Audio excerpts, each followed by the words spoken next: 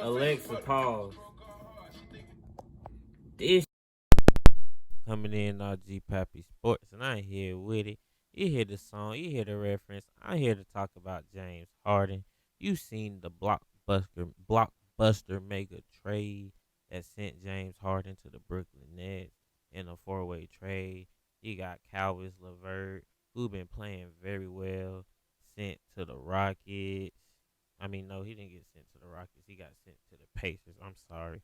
You got Victor Apalipo, Vic, who's actually a good scorer. One thing about this trade that I learned, and I had to go back and look at the stats, all these young players that was, a key component into the trade, or at least 18 point per score, they're scorers. And so teams are out here getting scores.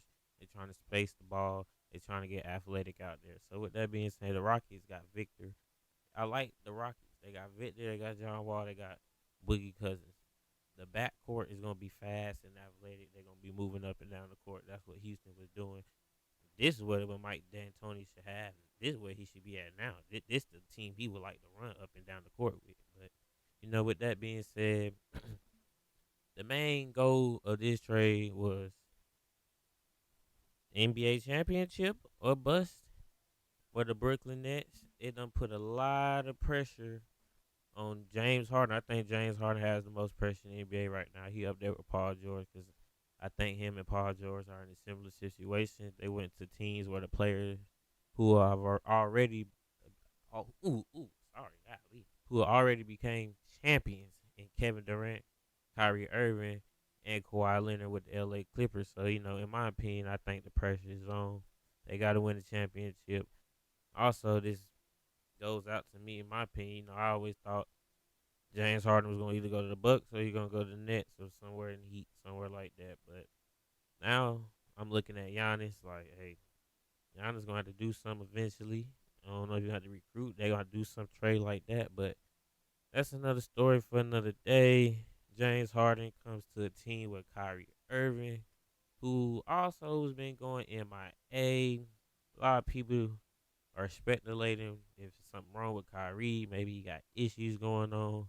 They say he was at his sister's birthday party maskless, so the media and the press gonna bring all that up. I've been on the mindset. I've been kind of defending Kyrie because I'm a fan of Kyrie. I love the way Kyrie plays. He's a competitor, but at times he's an asshole. And I done said it before, and I'll say it again. But it could be deeper than what we all know. We don't know the 100% of what's really going on. So at the end of the day, we can't never just go out there and just attack and bash when we don't know the full content or to know the full story of what's going on. So all I can say is hopefully he'll be back. They say he don't know if he's gonna be back within the next week or so. General manager don't know. Steve Nash don't know. Kevin Durant probably don't know. He probably starting to get frustrated. So with that being said, hopefully that pans out. But with that, James Harden is into the mix. So you add a man who was averaging 24.8 points per game and 10 assists already coming to the season.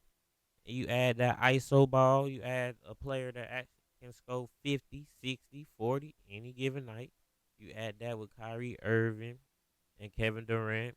And, I mean, you had Spencer, Dinwiddie, but, Spencer is out.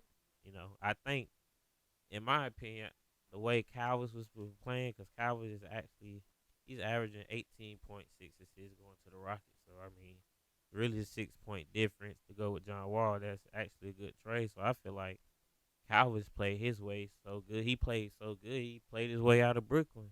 So, I think at the end of the day, it was going to be either Spencer or Calvis that had to give up, to go along with, I guess, Jared Allen. Because Jared Allen went to the Cavs. The Cavs got a good pick, too. I mean, pick up. Cavs got Jared Allen, a good defensive acre.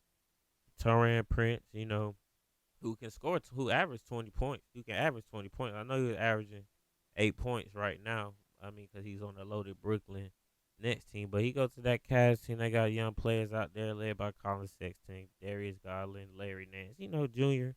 They got one young team out there. So, don't sleep on the Cavs. And they also added Dante Exum, who's a little wild card X Factor shooting guard type, lengthy play defense. So they got a little defense to go to add with that. But I'm back onto James Harden. He done got what he got. The ISO ball. He paired up with Kevin Durant. They done play with each other already. So we got to see how the chemistry works. Cause I mean the chemistry with Brooklyn already is kind of iffy, and I was on the at the beginning of the season. I was going on the lamb saying, shoot, Brooklyn, they going to the finals. But a lot of people say that them off the court issues and the egos is gonna play in a way, and I did agree to it. They gotta keep that ego, they gotta keep the mess off the court, and the stuff is just literally all everywhere. And now it gets to the point where your general manager, your head coach don't know. That's just you at your job. You just leave every day at your job, and they ask your manager where you at, and manager don't know. Shoot, your regular coworkers ain't gonna know, so your managers ain't gonna know. So when it get to that point, questions start to spread of what's going on. Is there something wrong? We know life is bigger than basketball. Some people cope things different. So with that being said, James Harden is there, so they got what they want. Brooklyn, I hope you happy. James Harden gonna be balling like a big shot. You